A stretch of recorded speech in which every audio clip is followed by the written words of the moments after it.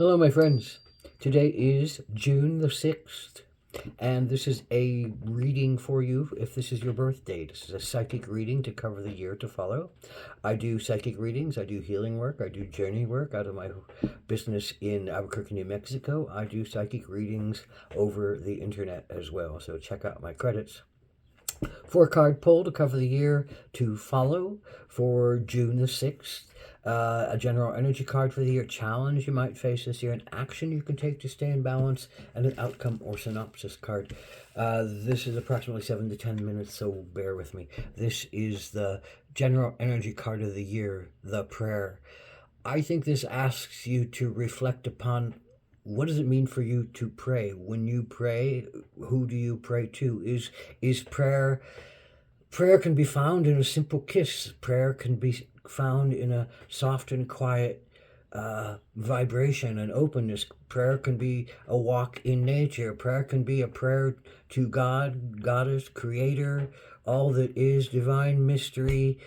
Prayer can be a prayer to the inward self and the inner child. Prayer can be just a sense of looking at oneself and filling oneself up with, divinity, with ease, with trust, with love, with comfort. Prayer can be often it is of service, and often it is of surrender. And prayer is often, when you don't know how to navigate, you can pray for direction to come. When you don't know what you know what your heart says, but you don't know how to get to where your heart wants to go, you can pray for direction to be shown the way. Whoever, whatever, however you pray, it's not up to me. It's up to you and your relationship with Creator, whatever Creator means to you, and how you pray is up to you. But it's a year where it says maybe you need to find ways to keep yourself at peace and bring yourself back to your sacred nature, and connect into your more humble spaces and surrender to flows that are happening around you.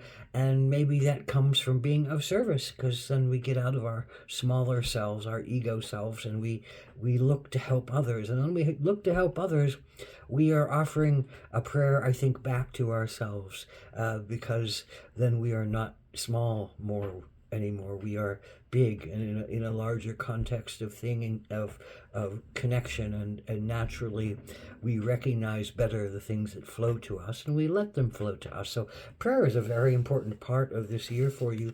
Your challenge is the Lover's card. I think, the challenge in the Lover's card is not loving yourself. Normally the Lover's card says you're making great progress on understanding why you love things, why you hate things, why you love yourself and why you hate yourself, and how to dance that balance so that you understand that you are a work in progress, and you don't have to give yourself so much pain.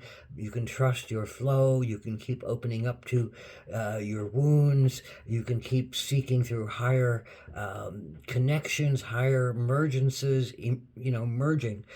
Lovers, not necessarily about a relationship, can be through a relationship, but this is, connection to outside of yourself, things and tastes and people and events that connect you to the sacred, that remind you that you want to merge with that energy and be part of that energy. That's your challenge. To either trust yourself to go deeper in some kind of emergence with something or someone, or to believe in yourself enough to be willing to go there. Has something, cut you down? Have you cut yourself down? Or to not feel yourself abandoned and think, why, there's that worthiness, there's that, left out from life, left out from God, left out from care, left out from, concern of everything from, your connection to your spirit, to your connection to your physical body. So, this can represent a very challenging time at times when it's hard to get out of not hating yourself, or not feeling good about yourself, or not giving yourself the chance to have a possibility to happen. So here comes prayer. Prayer says, if you're in your mind like that, you're really in a lot of your own pain.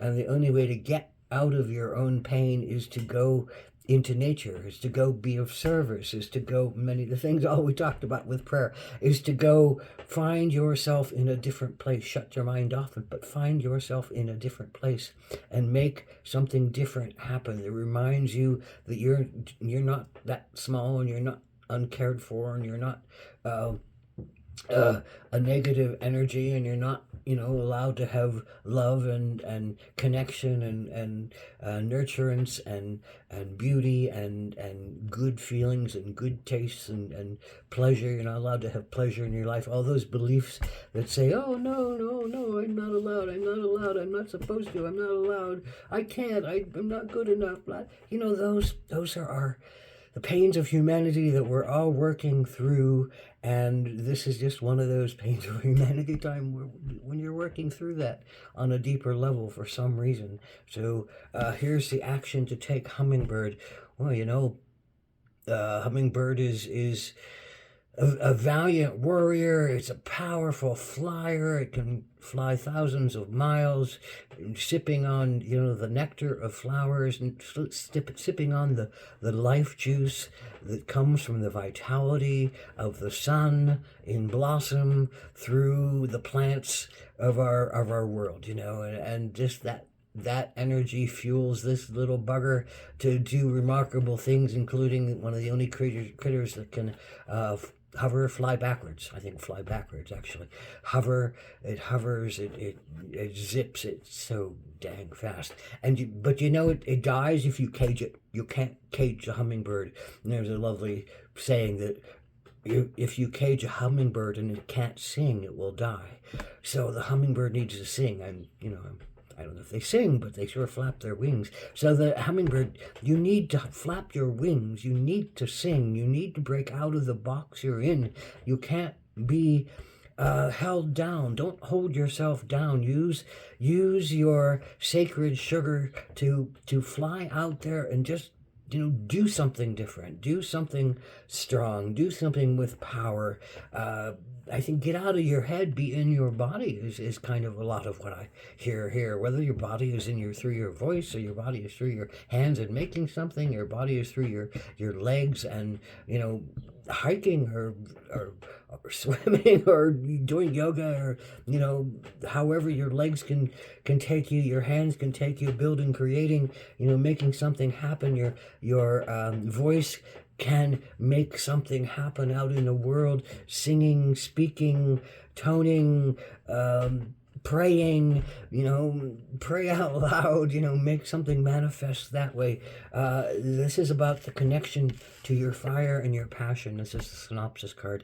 This is about the connection of your sacred being to your center of your power, center of power in your belly, your sacred fire in the top of your head, connecting to spirit, that connection, that run that says, well, you have to trust, and you're getting what you need. You have to go with the surrender of grace. You have to move with the sense of sacred passion, and keep reminding yourself to connect into your heart, and to sip on the nectars of life, be the hummingbird, and to not remember to pray for your prayer. Remind yourself, pray to remind yourself that you are sacred being, and that you are on a sacred journey, and that you have choice in how you think about things, and how you react to things, and how you go after things. You have choice. It's a choice-centered life. So choose your vitality, choose the belief in your ability to have love and pleasure and strength and courage and choice in your life, and let yourself allow yourself to have the life that you really need. Aho Mitakuyasan, blessed be.